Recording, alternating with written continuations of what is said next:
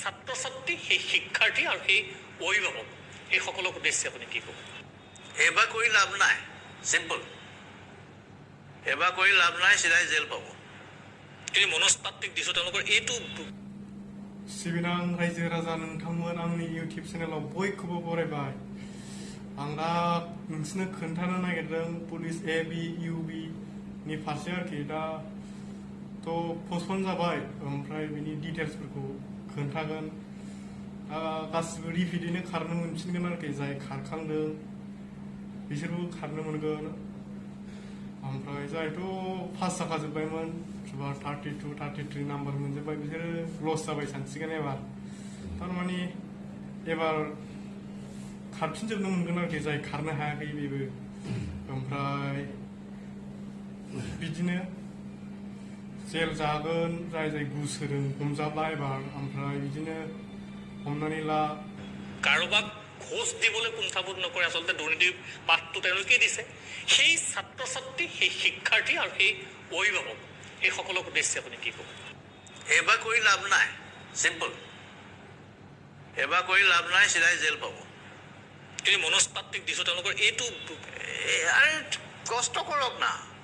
আৰু আপোনালোকেও এইটো গ্ৰহণ কৰি ল'ব লাগে সমুদায়। মই সেইসকলক কৈছোঁ যিসকলে ধান্দা কৰিছে ঘোষ দি পেলাই কাৰোবাক দালাল বিচাৰি ক'ৰবাত খেল খেলি নম্বৰ বঢ়ুৱাই।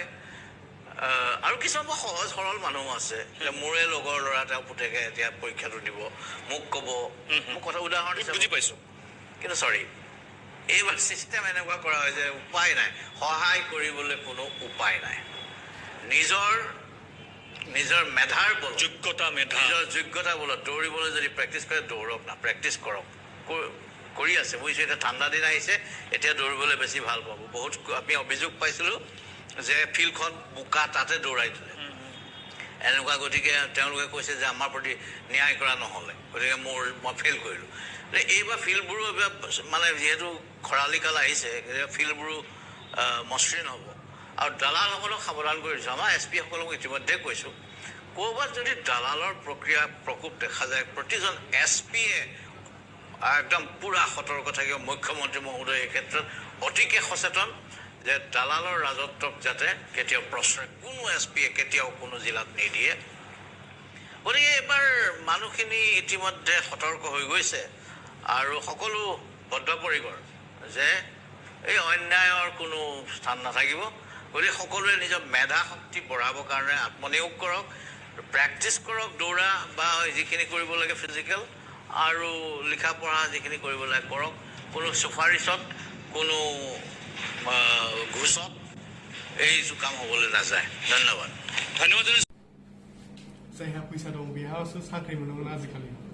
दा लोगोफोर नियमा सोलायबाय। सानफ्रामबो बे फैसाजोंल' जाखायाना, मोनथिखागौ 2 नाम्बारनि। लोगोफोर प्रेक्टिस खालाम आरोखि, गासिबो जागोन। जाय खारनो हागोन एबार मोजां नाम्बार लाखिनो हागोन बेनाव 100% मेरिट लिस्ट गाखोगोन आरोखि। 100% बियो बुंखाबाय। ओमफ्राय बिदिनो 2 नाम्बाराथ' सोलिखाला।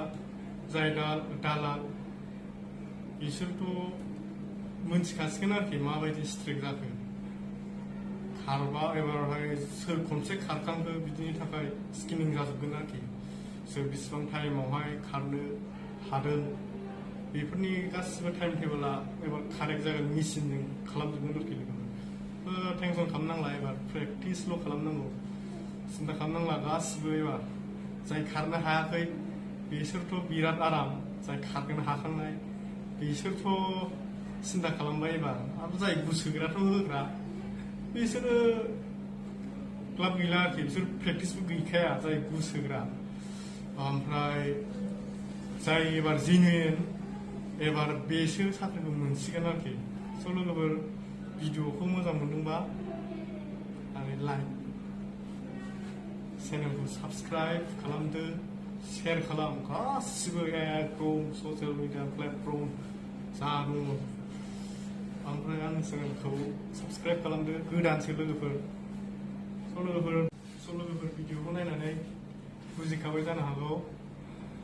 ओमफ्राय भिडिअखौ मोजां मोनदोंबा लाइक खालामदो, शेयार खालामदो, ओमफ्राय चेनेलखौ साबस्क्राइब खालामदो, ओमफ्राय लोगोफोर जोंनि बर'फ्रा थारमाने बेफोरबायदिखौ इम्पर्टेन्ट निउसखौ नाया आरोखि सोरबा हिन्जाव दोनखारनाय सोरबा हौवाया अबावबा दोनखारनाय बिदि निउसखौसो बिराद नायो इम्पर्टेन्ट निउसखौ मालाबाबो नाया आरोखि लोगोफोर सापर्ट खालाम साबसक्राइब खालाम चेनेला गोदान आंना लोगोफोरनो शेयार खालामदों आरोखि बे भिडिअखौ साफा बयबो बर'फ्रा मोनजोबनायनि दा लोगोफोर भिडिअआ एसेनोसै ओमफ्राय भिडिअखौ बारा मोजां खालामनाय जायासै आं दा हस्पिटालावसो दङ हस्पिटालावसो दं आं दा नै नायनो हागोन लोगोफोर नेक्स्ट टाइम मोजां नुनो मोनसिगोन आरोखि ब्लग बानायनाय दंखायो आं दा हस्पिटालाव दंखाय आं ब्लगखौ इडिट खालामनाय जायाखै आरोखि लोगोफोर दिनैनि भिडिअआ एसेनोसै गासिबो लोगोफोरनो